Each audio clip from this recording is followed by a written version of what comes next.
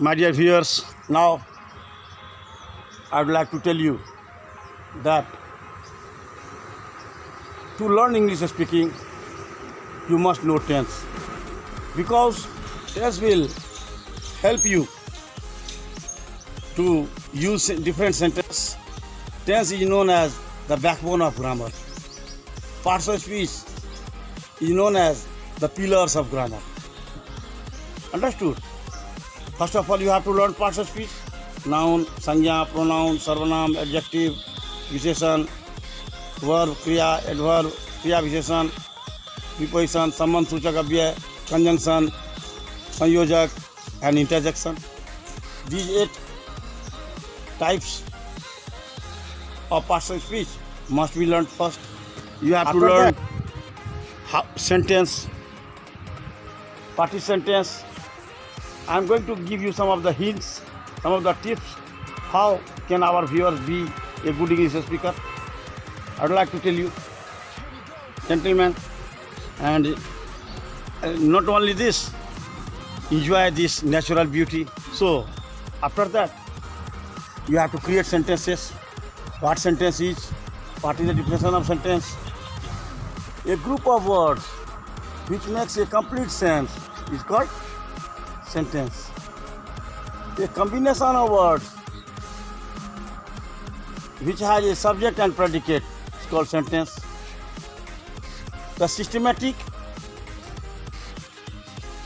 arrangement of words, the words arranged systematically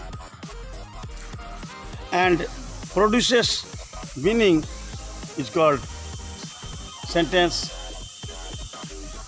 Come, go is also a sentence. Come, you come. You is subject here. Go, you go. You is subject here.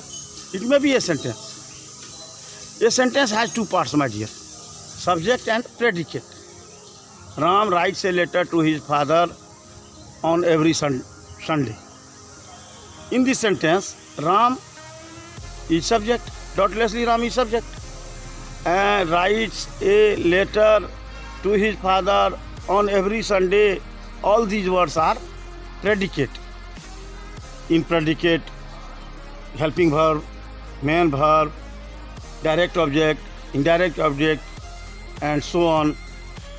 These things come in under predicate. A sentence is divided into 2 parts: subject and predicate. You must know all these things.